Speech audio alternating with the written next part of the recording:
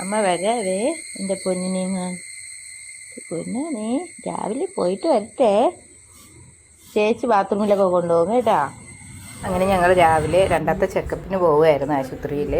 അങ്ങനെ പോയി ടോക്കണൊക്കെ എടുത്തു. ഭയങ്കര തിരക്കായിരുന്നു. 188 പിന്നെ ഞങ്ങൾ അവിടെ നിന്ന് ഒരു ചായയും ഒരു കടിയൊക്കെ കഴിച്ചു. പിന്നെ ഫുള്ള് വെയിൽ. ഡോക്ടറെയൊക്കെ കണ്ട് നമ്മൾ ഉച്ചയായി. വരണ വഴിക്ക് പിന്നെ വീണ്ടും നമ്മൾ കുറച്ച് വെള്ളമൊക്കെ മേടിച്ച് കഴിച്ചു. അത് കഴിഞ്ഞിട്ട് വീട്ടിലെത്തിയപ്പോൾ മൂത്തയാൾ രാത്രി എന്തൊക്കെയോ ദേഹത്ത് അവൾ മുഖത്ത് തേച്ചിട്ട് കഴിവുന്നു. ഞാൻ എന്തെന്ന് ചോദിച്ചപ്പോൾ എൻ്റെ ദേഹത്തും കൊണ്ട് തേച്ച് വന്ന്. അപ്പോഴേക്കും കുഞ്ഞു ഇരുന്ന് കളിയാക്കുന്നു. കുഞ്ഞും ചേട്ടനും എന്നെ കളിയാക്കി. അപ്പോൾ ആദ്യം കുഞ്ഞുവിന് തേച്ച് കൊടുത്തു. രണ്ടാമത് നിങ്ങളിപ്പോൾ കാണുന്നത്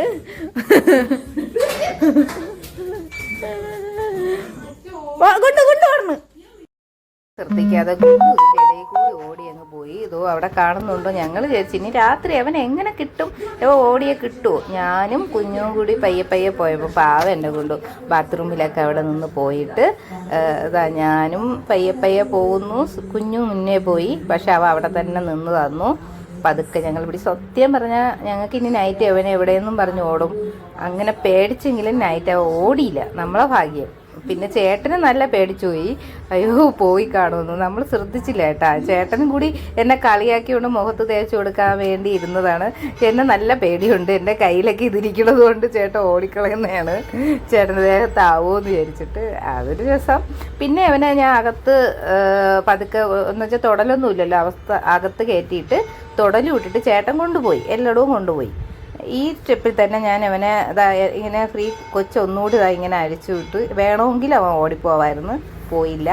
പിന്നെ വീടിനകത്ത് കൊണ്ടുപോയി ഞാൻ തൊടലൊക്കെ ഇട്ടിട്ട് കൊടുത്തിട്ട് പറഞ്ഞു, ചേട്ടാ അവൻ എന്തായാലും ഓടിപ്പോയില്ല. ചേട്ടൻ കൊണ്ടുപോയി കുറച്ച് ദൂരം പോയിട്ട് വരാം.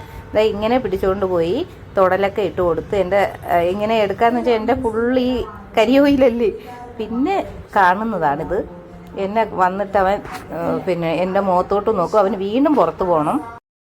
പിന്നെ ഇത് എന്നെ ഇന്നലെ 11:30 വരെ ഇത് എന്നെ ജോലി. അവൻ എപ്പോഴും പുറത്ത് പോകണം. എന്നെ വന്ന് അവൻ എൻ്റെ കാലിൻ്റെ താഴേന്ന് അവൻ പിടിച്ച് വലിക്കുന്നു, കടിക്കുന്നു. പിന്നെ എന്നെ കണ്ട് കുരയ്ക്കുന്നു. ഇവിടെ ഒന്നും ഇരിക്കുന്നത് എടാ പോടാന്ന് പറഞ്ഞിട്ട് ഒന്നും കേൾക്കൂല. പിന്നെ ചേട്ടൻ്റെ അടുത്ത് ഞങ്ങൾ കുറേ നേരം അവനെ പുറത്തൊക്കെ കൊണ്ടുപോയിട്ട് ഇപ്പം നിർത്തിയതായിരുന്നു.